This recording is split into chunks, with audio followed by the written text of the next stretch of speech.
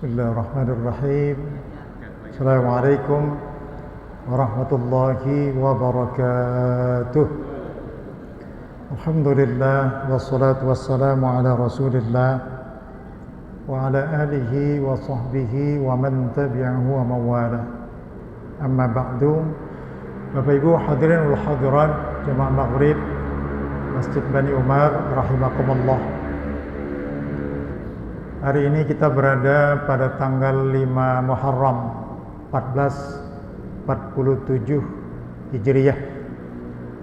Bapak Ibu jangan lupa nanti hari Sabtu itu kita melaksanakan puasa sunnah Tasu'a satu hari. Kemudian kita lanjutkan hari Ahadnya kita melaksanakan satu hari lagi puasa Asyura, supaya tidak sama dengan saumnya orang-orang Yahudi hanya tanggal 10 Muharram saja. Baik, malam ini kita mendiskusikan satu tema, yakni tingkatan hawa nafsu manusia dan juga sifat-sifatnya. Sebelum masuk kepada tingkatan-tingkatan nafsu tersebut, kita mengenal ada 3 makhluk Allah. Yang pertama malaikat. Ini hanya berbuat baik saja. Tidak ada malaikat yang melakukan perbuatan keburukan. Karena memang Allah ciptakan malaikat itu untuk taat dan patuh tanpa pernah membantah. Silakan dirujuk nanti surat At-Tahrim ayat yang ke-6. Tapi bahagian tengah dia dari ayat yalladzina amanu qu anfusakum wa ahlikum nara dan seterusnya. Ada malaikat yang senantiasa tunduk dan patuh melaksanakan apa yang diperintahkan oleh Allah, dan dia tidak pernah membantah dan tidak pernah mengingkari apa yang diperintahkan Allah Subhanahu wa ta'ala. Kemudian makhluk berikutnya yang kedua adalah jin. Jadi jin ini ada yang menyimpang menjadi syaitan dan iblis. Sebenarnya dia masih satu jenis. Karena jin itu ada yang taat, yang kita kenal dengan jin Islam. Jadi kalau baginda Rasulullah SAW menyampaikan ayat, maka mereka berkerubut untuk mendengarkan ayat-ayat Al-Quran yang dibacakan. Tetapi kalau yang kafir, dia malah menutup telinganya dan dia lari meninggalkan lokasi itu. Dan ada diantaranya yang ekstrim, itu yang dikatakan iblis, al-iblisa, berpaling. Yang satu lagi itu syaitan yang kita kenal, hanya berbuat buruk saja, tidak pernah melakukan kebaikan. Kita cek di surat Al-Baqarah ayat 268 269. Asy-syaitanu ya'idukumul faqra wa ya'murukum bil fahsya wallahu ya'idukum maghfiratan minhu wa fadla wallahu wasi'un alim. Maaf, Al-Baqarah 268. Kemudian sebelumnya juga ada Al-Baqarah 168, 169. Ya ayuhan nasu kulu mimma fil ardi halalan thayyiba wa la tattabi'u khutuwatis syaitan innahu lakum aduwwum mubin. Al-Baqarah 168. 169-nya, mengapa kita dicegah untuk mengikuti berhati-hati dari berpaling dari syaitan. Innama ya'murukum bisu wal fahsya, karena syaitan itu selalu mendorong kamu untuk melakukan perbuatan-perbuatan buruk, perbuatan-perbuatan jahat. Wa antaqulu 'alallahi ma la ta'lamun, dan mengajak kamu untuk mengatakan sesuatu apa yang tidak kamu ketahui, terutama mempersekutukan Allah. Jadi itu taghut itu selalu mendorong kita seperti itu. Sedangkan tadi kalau malaikat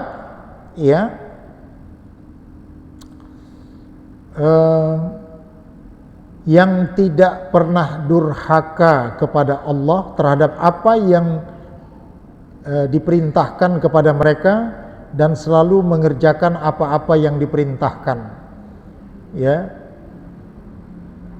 Wal hijaratu 'alaiha malaikatun ghilazun syidad la ya'sunallah ma amarahum wa yaf'aluna ma yu'marun. Jadi sudah dua, malaikat berbuat baik saja, kalau syaitan berbuat buruk saja. Nah, manusia kalau imannya yazid, dia berbuat baik, tapi kalau imannya yangkus, maka dia berpotensi melakukan perbuatan buruk. Karena apa? Manusia punya akal, punya hati, punya hawa nafsu. Ada kalanya dia bisa melakukan kebaikan melebihi malaikat, tapi bisa melakukan kejahatan melebihi syaitan. Seperti perilaku Zionis yang sedang berlangsung sekarang. Orang sedang antri, itu yang ditembak. Itu perbuatannya itu keji melebihi syaitan. Tapi apa boleh buat, umat Islam tidak punya kekuatan sehingga kita tidak bisa menghentikan perbuatan manusia yang sangat zalim seperti itu, ya. Sedang antri Bapak Ibu, itu yang ditembak, itu yang dibom, terus-terusan, ya. Jadi saya selalu minta kepada para imam kita, kalaupun kita tidak bisa melakukan apa-apa, hanya kunut nazilah. Kunut nazilah jangan pernah kita tinggalkan. Dan kita menjadi makmum, kita aminkan dengan kuat. Ya. Ini kadang-kadang kita mengaminkannya saja pun suaranya tidak terdengar. Ya. Jadi ini mohon titip saya kepada para imam kita, insya Allah terus membaca doa kunut nazilah, karena itulah yang bisa kita lakukan ya untuk menolong saudara-saudara kita di Palestina. Pak Ibu yang dimuliakan Allah Subhanahu wa taala. Kita masuk kepada pembahasan selanjutnya. Apa yang mampu mengendalikan hawa nafsu? Yang pertama agama, yang kedua akal sehat. Ya. Seperti kita lihat posisi Nabi Allah Yusuf alaihi salam yang sudah diperdaya oleh Zulaikha. Sengaja dia perangkap, dia tutup pintu semua, tetapi yang dikatakan Yusuf adalah penjara lebih kupilih daripada aku memperturutkan hawa nafsu yang kau inginkan. Itu gambarannya karena Nabi Yusuf masih memiliki akal sehat dan juga akidah yang tetap hidup di dalam jiwanya. Jadi sangat luar biasa, godaan yang untuk dikendalikan itu sebenarnya adalah hawa nafsu. Manusia dan jin memiliki panca indera dan qalbu, tapi tidak difungsikan. Al-A'raf 179. Ya, a'udzubillahi minasyaitonir rajim. Wa laqad jara'na li jahannama minal jin wal ins. Sesungguhnya kebanyakan dari bangsa jin dan manusia itu, ya, kata Allah, penghuni neraka. Lahum qulubun la yafqahuna biha wa lahum a'yunun la yubsiruna biha wa lahum adhanun la yasma'una biha ulaika kal an'am bal hum adall. Jadi dua jenis yang disebut Allah dalam Al-A'raf 179 ini, jin dan manusia. Semoga Allah melindungi kita tidak memperturutkan hawa nafsu. Ya.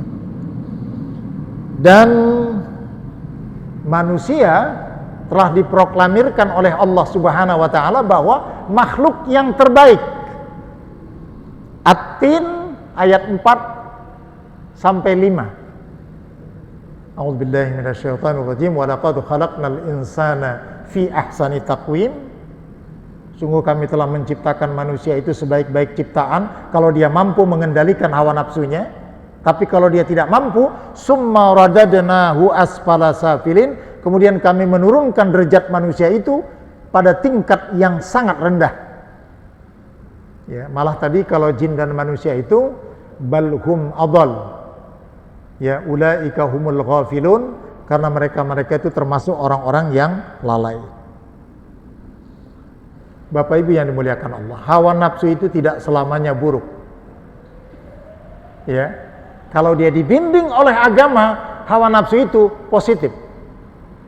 Ya. Yang didorong oleh hawa, nafsu itu tidak bisa bekerja kalau tidak ada pendorongnya. Pendorongnya itu hawa. Jadi untuk bersaing, untuk berkompetisi, untuk bersemangat bekerja, itu nafsu, tetapi yang positif. Oleh karena itu, hawa nafsu tidak selamanya buruk dan negatif, karena dia diperlukan untuk mencapai keinginan dan cita-cita kita yang baik dan cita-cita kita yang positif. Ya. Jadi kalau tidak dibunuh, hawa nafsu itu seperti apa? Dikendalikan dan dididik.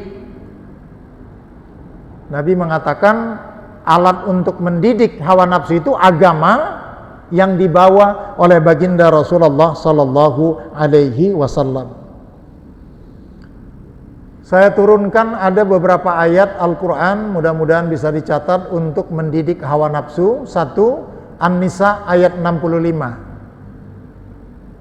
Ini nanti kita baca di rumah. Surat 4 ayat 65. Tunduk kepada ketetapan-ketetapan Allah.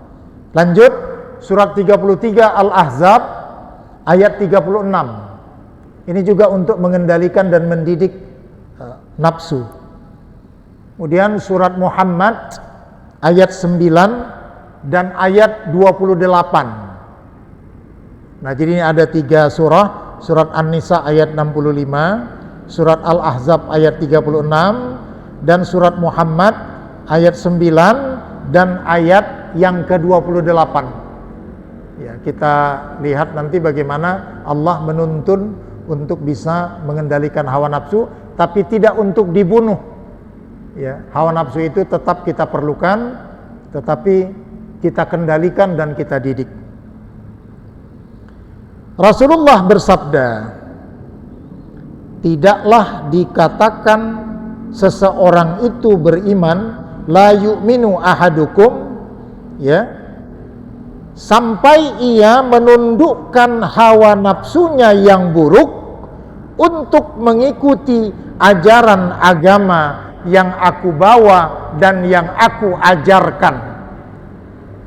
Jadi kalau kita mau mengarahkan nafsu kita kepada yang positif, ikutilah ajaran agama yang dibawa oleh baginda Rasulullah sallallahu alaihi wasallam.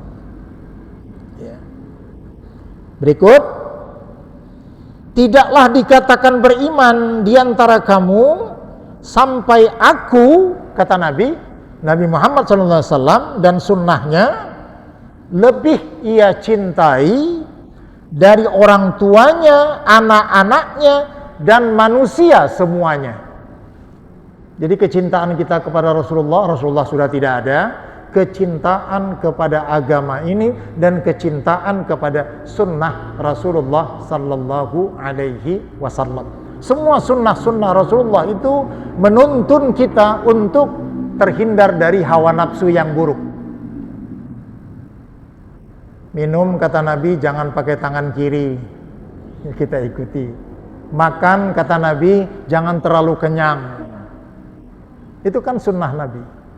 Kalau ada saudaramu yang sakit, dilihat. Kalau ada yang membutuhkan pertolongan, dibantu. Itu sunnah Nabi. Bukan hanya sunnah dalam pengertian ibadah. Ya, Bapak Ibu yang dimuliakan Allah Subhanahu wa ta'ala. Ya.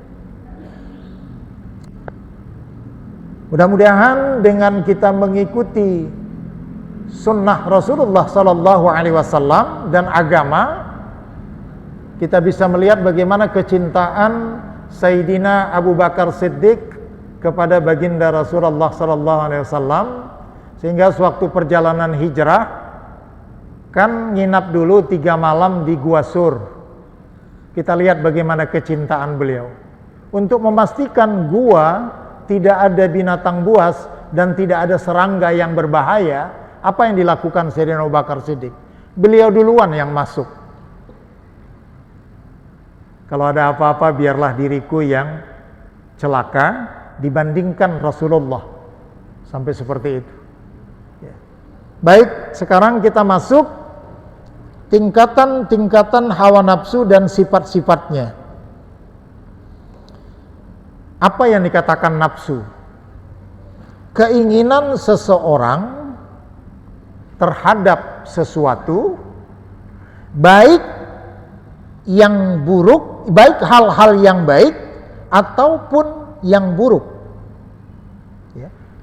Jadi keinginan seseorang terhadap sesuatu yang baik atau kepada sesuatu yang buruk, itu yang dikatakan nafsu. Dan nafsu itu bersifat netral. Yang menyebabkan dia negatif karena pendorongnya disebut dengan al-hawa. Itu. Jadi kalau nafsunya sendiri itu tidak masalah. Didorong oleh satu sifat yang disebut dengan hawa pendorong, ya. Tapi yang kita pahami selama ini kalau hawa itu bukan yang positif. Hawa itu cenderungnya kepada yang negatif. Ya. Syekh Muhammad Nawawi Al-Bantani menulis sebuah kitab yang sangat terkenal. Nama kitabnya Qatrul Ghaith, tetesan hujan, tetesan air hujan. Kitab ini beliau tulis dalam rangka kajian akidah tauhid yang juga sampai kepada hal-hal yang berkaitan dengan tasawuf, akhlak kepada Allah Subhanahu wa taala. Apa nama kitabnya? Ya, nama kitabnya Qatrul Ghaith, tetesan air hujan. Membagi tingkatan-tingkatan nafsu manusia menjadi 7 tingkatan yang beliau sebut sebagai maratibun nafsi. Kita selama ini cuma taunya 3, ya, lawamah, ammarah, mutmainnah. Tapi beliau menggali tingkatan hawa nafsu itu sampai 7, yang beliau tulis sebagai maratibun nafsi, tingkatan-tingkatan nafsu manusia. Pertama, nafsu ammarah. Yang kedua, nafsu lawamah. Ya. Yang ketiga, nafsu mulhamah atau mulhimah. Baru yang keempat, nafsu mutmainnah. Kemudian yang kelima, nafsu radiyah. Yang keenam, nafsu mardiyah. Yang ketujuh, nafsul kamilah. Jadi lawamah, ammarah, mulhimah, mutmainnah, radiyah, mardiyah, kamilah. Jadi ada 7 maratibun nafsi yang ditulis oleh Muhammad Nawawi, Syekh Muhammad Nawawi Al-Bantani. Supaya diketahui sedikit, ini adalah orang Indonesia, orang Banten yang menjadi imam besar di Masjidil Haram, yang banyak orang-orang Arab berguru kepada beliau. Satu lagi kitab beliau itu yang sangat terkenal, Nasaihul Ibad. Itu yang sering dipelajari. Jadi kita bangga sekali ya, ada orang Banten yang menjadi imam di Masjidil Haram. Tidak hanya menjadi imam, tetapi banyak orang-orang yang berguru kepada Syekh, ya, Muhammad Nawawi Al-Bantani. Bapak Ibu yang dimuliakan Allah Subhanahu wa taala. Pelan-pelan. Yang pertama, nafsu ammarah, yaitu nafsu yang selalu mendorong manusia kepada keburukan, dosa, dan maksiat. Ini level paling rendah. An-nafsul ammarah. Ya. Untuk nafsu ammarah ini ada 6 sifatnya.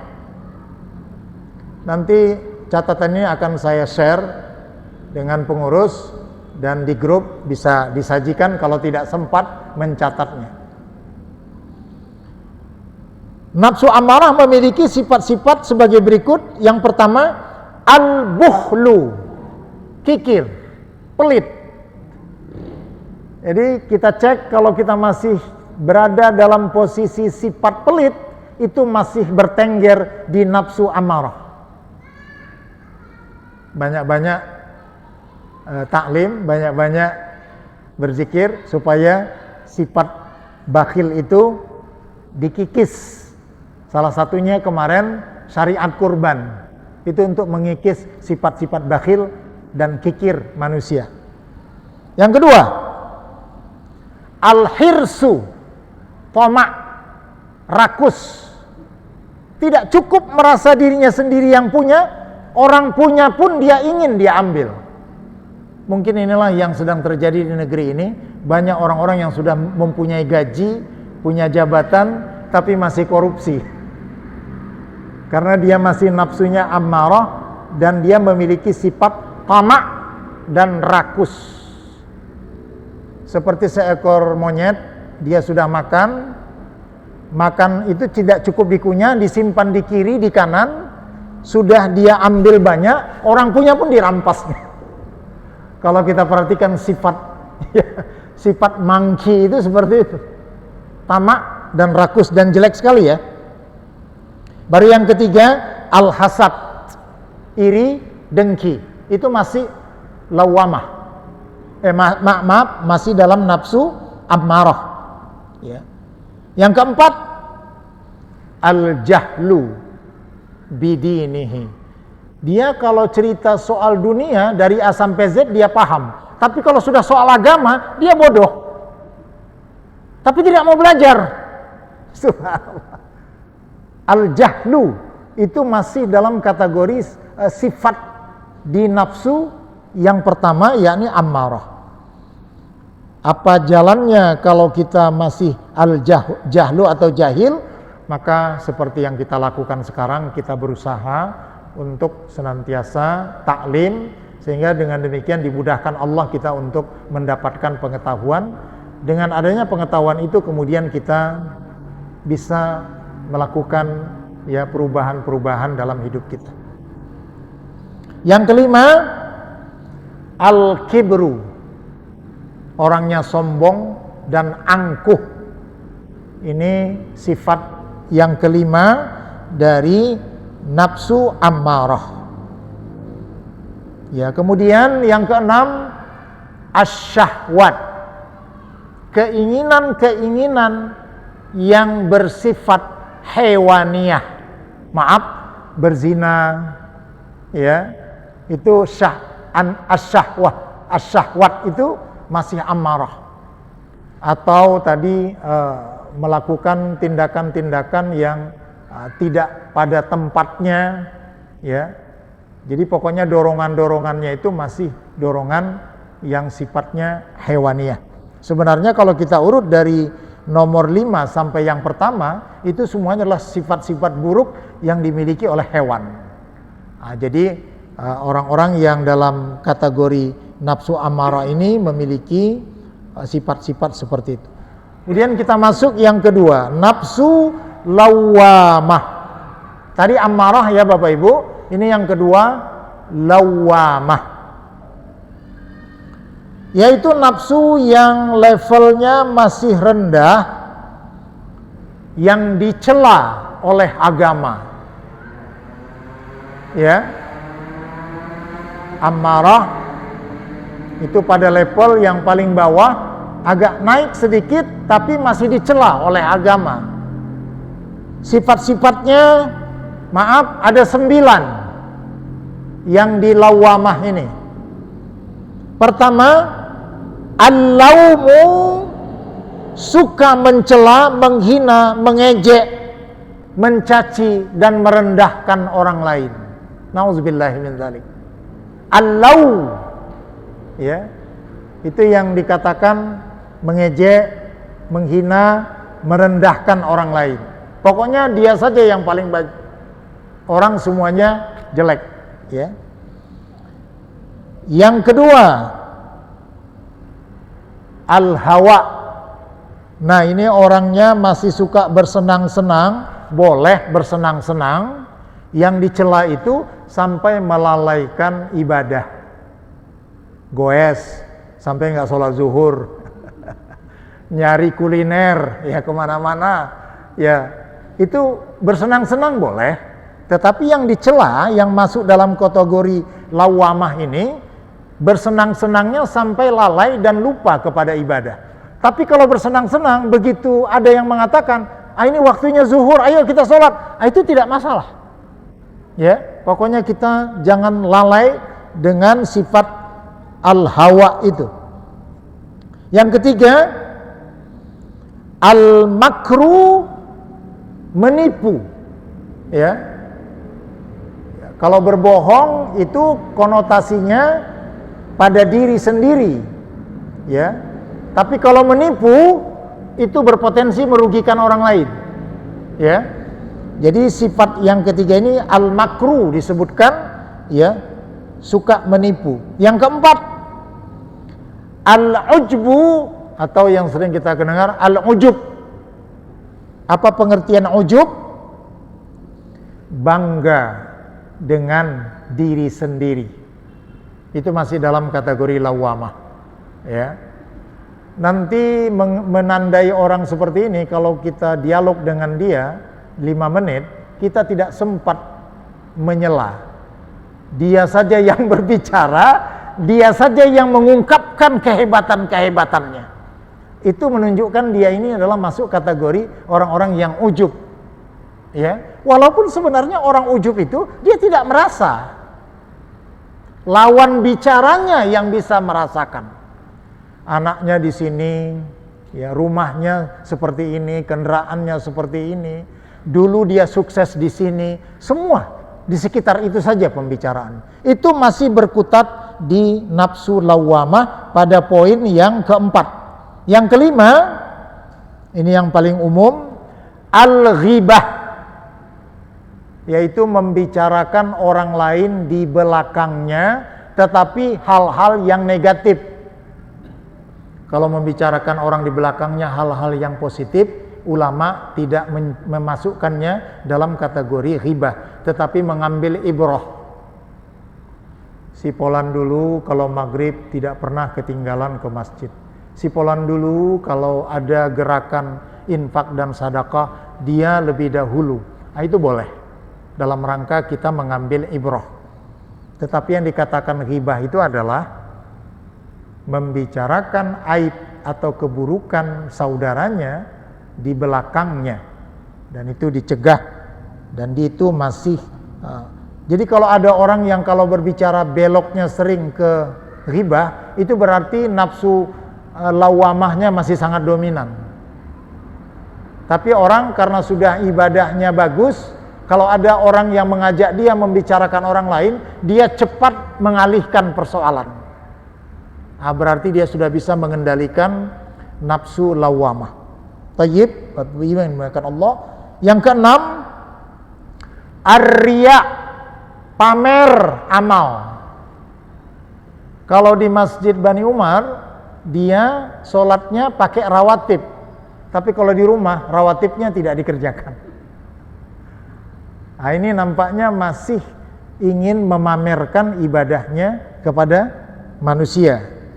Hati-hati, ya, riya ini merupakan syirik khafi, syirik yang tersembunyi. Kalau yang syirik jahri, nampak dia menyembah berhala. Tetapi kalau yang dikatakan ar-riya ini, sebenarnya dia hampir, ya, dikatakan semut hitam yang berjalan di atas batu hitam pada malam hari. Itu yang dikatakan syirik khafi itu. Ada keinginan untuk pamer dengan amal. Yang ketujuh, az-zulmu, suka melakukan perbuatan kezaliman. Ya. Apa yang dikatakan kezaliman itu? seorang yang harusnya dihukum sesuai dengan perbuatannya, hukumannya dilebihkan, itu zalim. Karyawan yang sudah saatnya menerima gaji, tetapi oleh majikan gajinya ditunda-tunda, itu zalim.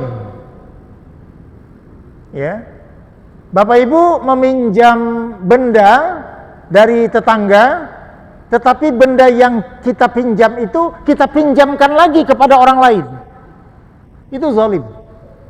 Ya, artinya perbuatan kita yang melampaui batas-batas kebenaran. Ya, jadi masing-masing orang tingkatan kezalimannya itu bertingkat-tingkat. Ada pesan Rasulullah SAW. Ya, kamu tolonglah orang yang dizolimi dan kamu tolonglah orang yang berbuat kezaliman. Sahabat ini bingung, ya Rasulullah, kalau kami diminta untuk menolong orang yang dizolimi, kami sudah tahu. Tapi kami kurang paham apa yang kau maksudkan menolong orang yang berbuat zalim. Kata Rasulullah, cara kamu menolong orang dari berbuat zalim adalah mengingatkannya dan mencegahnya kalau kamu mampu. Ya, jadi kalau kita tidak mampu, ya kita tidak mungkin juga bisa melakukannya. Yang kedelapan, al-kizbu, suka bohong. Itu masih dalam level nafsu ya lawamah. Dan di era medsos ini orang bohong gampang banget. Hati-hati. 9, al-ghaflah, orang yang suka lalai, lupa. Ya. Jadi orang kalau sering tidak disiplin dan tidak fokus terhadap sesuatu, maka cenderung penyakit ghaflah akan mengikutinya. Hal ini bermula dari meremehkan sesuatu. Waktu maghrib misalnya 17.58, bentar aja. Akhirnya telat maghribnya, itu ghaflah. Jadi sifat ini masih berada dalam posisi ya tingkatan nafsu lawamah.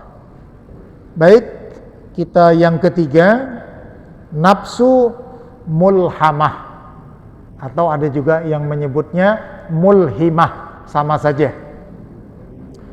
Apa itu nafsu mulhamah? Yaitu nafsu yang sudah mendapat hidayah dan bimbingan dari Allah Subhanahu wa ta'ala.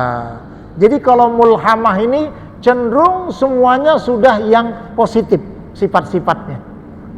Ada 6 yang masuk kategori mulhamah atau mulhimah. Sifat yang pertama, as-sakhawah. Ya, apa arti as-sakhawah? Murah hati. Ya, kalau diminta bantuan dia tidak sanggup untuk menahan. Itu yang dikatakan orang-orang yang sudah memiliki sifat as-sakhawah, murah hati. Yang kedua, al-qanaah. Jadi kalau orang yang sudah merasa cukup tetapi tetap berusaha untuk meningkatkan dari apa yang ada, tapi tidak merasa komplain, itu dikatakan dengan al-qanaah. Merasa cukup apa yang dianugerahkan oleh Allah Subhanahu wa ta'ala, sehingga dia terhindar dari sifat tamak dan rakus. Ya. Jangan diartikan bahwa sifat qanaah itu menyebabkan semangat bekerja menjadi menurun. Tidak seperti itu. Qanaah itu artinya merasa cukup karena yakin Allah tahu apa yang dibutuhkan oleh manusia. Kira-kira seperti itu. Karena ternyata banyak juga orang yang diberi banyak tetapi tidak juga merasa cukup. Nah, jadi ini sifat qanaah ini nafsu mulhamah. Yang ketiga, al-hilmu, hati yang lembut, halim. Halim, al-hilmu itu hati yang lembut. Ya.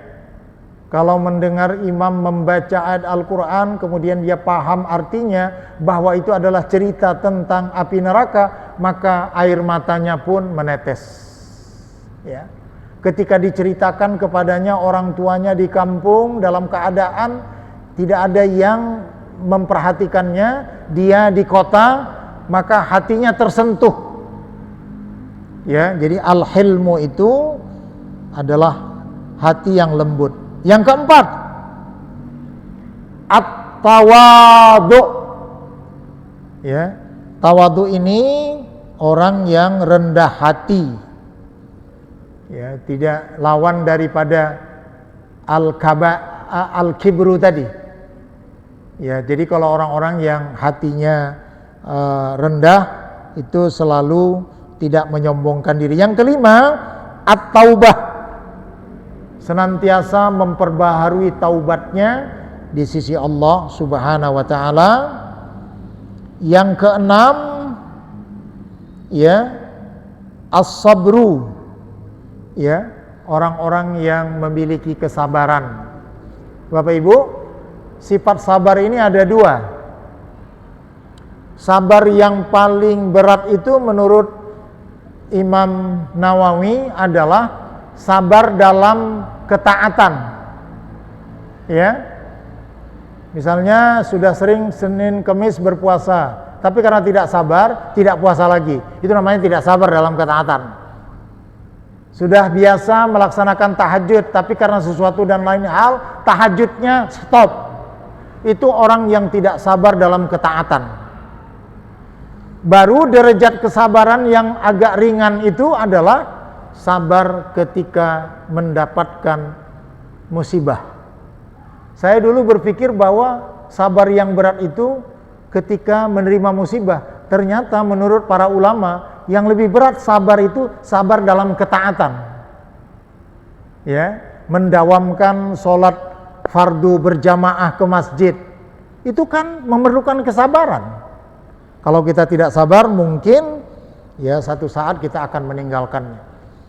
Baik, mungkin hanya sampai 3 ini saja yang dapat kita selesaikan mengingat waktu. Yang pertama nafsu ammarah dengan 6 sifat. Yang kedua nafsu lawwamah ada 9 sifat. Dan yang ketiga nafsu mulhamah atau mulhimah itu ada 6 sifat. Waktu kita menurut catatan saya 19:07 menit. Masih ada beberapa menit. Jika ada yang dipertanyakan kepada Bapak Ibu, dipersilakan dengan hormat. Falyatafaddal mashkura.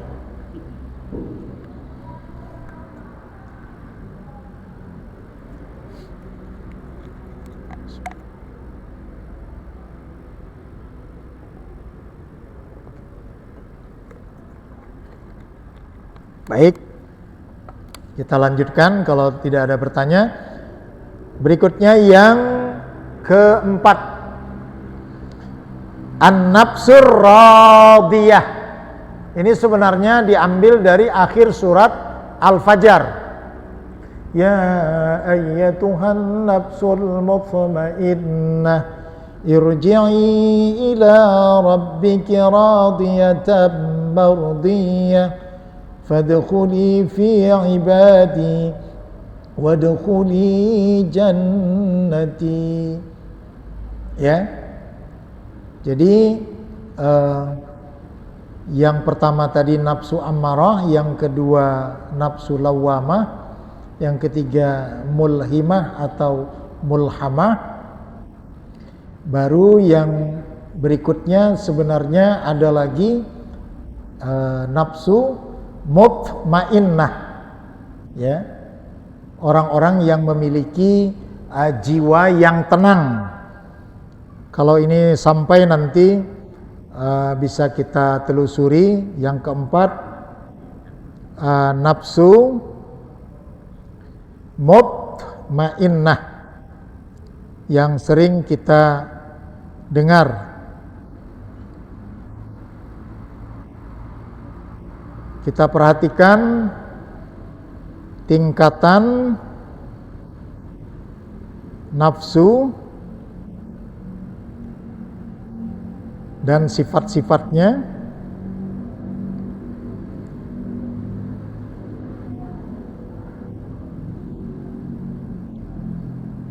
Mutmainnah, orang yang berada pada tingkat ini cenderung terasa berat, ya, sebagaimana telah disebutkan dalam tingkatan sebelumnya. Orang-orang yang berada pada tingkatan nafsu ini senantiasa Allah jauhkan dari rasa cemas, karena dia sudah memiliki ketenangan batin, dan gelisah dalam menerima segala ketetapan dan keputusan yang sudah Allah tetapkan kepadanya. Jiwanya akan selalu merasa tentram dan sejuk bila melakukan amal kebaikan. Orang-orang yang berada pada tingkatan nafsu mutmainnah ini diberikan jaminan oleh Allah Subhanahu wa taala di dalam surga, sebagaimana yang disebutkan dalam Al-Quran surat Al-Fajr ayat 27 sampai ayat yang ke-30. Ya ayyatuhan nafsul mutmainnah irji'i ila rabbiki radiyatan mardiyah fadkhuli fi ibadi wadkhuli jannati. Kalau kita terjemahkan, Allah menyapa orang-orang yang memiliki an-nafsul mutmainnah itu, ya ayyatuhan nafsul mutmainnah, wahai orang-orang yang memiliki jiwa atau nafsu mutmainnah, ya, irji'i ila rabbiki, kembalilah kamu kepada Tuhanmu, radiyatan mardiyah, fadkhuli fi ibadi wadkhuli jannati. 1, 2, 3, 4, 5, 6. Nah, sifat-sifat an-nafsul mutmainnah ini ada 6. Yang pertama, al-judu, orangnya dermawan, ya, karena dia tidak lagi sibuk mengumpulkan harta, karena dia sudah memiliki ketenangan, hartanya dia titipkan kepada Allah Subhanahu wa ta'ala. Yang kedua, kategori sifat an-nafsul mutmainnah at-tawakkal,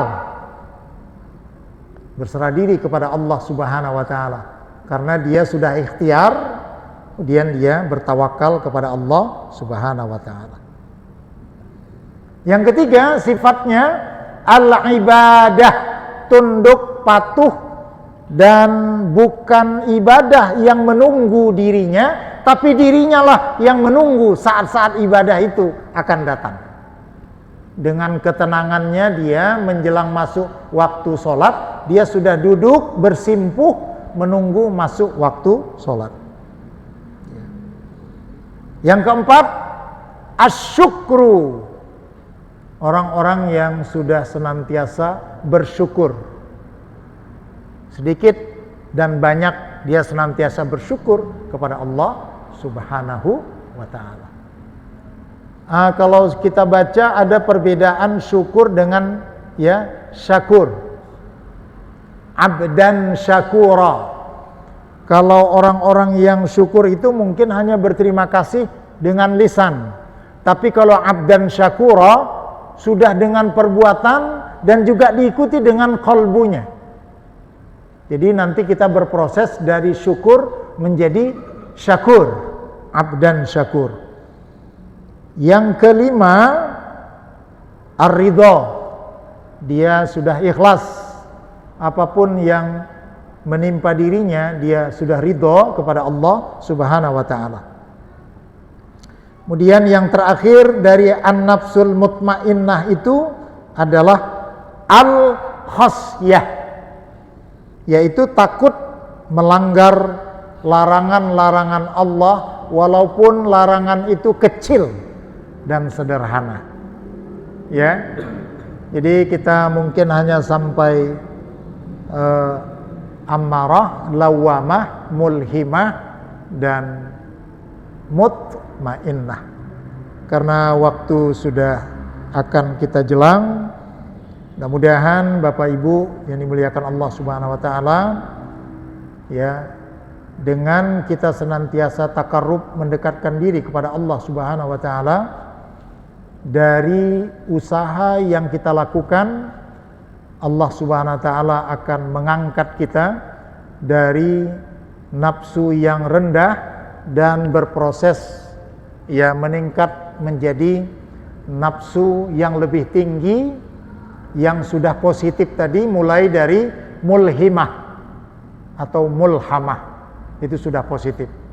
Kalau bisa naik lagi tingkatnya nanti mutmainnah, bisa naik lagi nafsu radiyah, belum kita bahas. Kalau bisa naik lagi mardiyah, juga belum kita bahas karena tidak cukup waktunya. Dan puncaknya nanti kita akan sampai kepada nafsu kamilah. Nafsu kamilah itu hanya ada 3. Yang pertama nanti ilmul yakin, yang kedua ainul yakin, yang ketiga hakul yakin. Mudah-mudahan pada kesempatan lain, ya, tingkatan-tingkatan nafsu ini akan dapat kita bahas sehingga menjadi pengetahuan bagi kita sekalian. Demikian saja pengajian kita pada malam hari ini. Lebih dan kurangnya saya mohon maaf. Billahi taufiq wal hidayah. Assalamualaikum warahmatullahi wabarakatuh. Dan kita akhiri dengan doa kafaratul majlis. A'udzubillahi minasyaitonir rajim. Bismillahirrahmanirrahim. Subhanakallahumma wa bihamdika asyhadu an la ilaha illa anta astaghfiruka wa atubu ilaik. Rabbana taqabbal minna innaka antas samiul alim. Wa tub alaina innaka antat tawwabur rahim. Rabbana atina fid dunya hasanah wa fil akhirati hasanah wa qina adzaban nar. Bifadlika subhana rabbika rabbil izzati amma yasifun. Salamun alal mursalin walhamdulillahi rabbil alamin.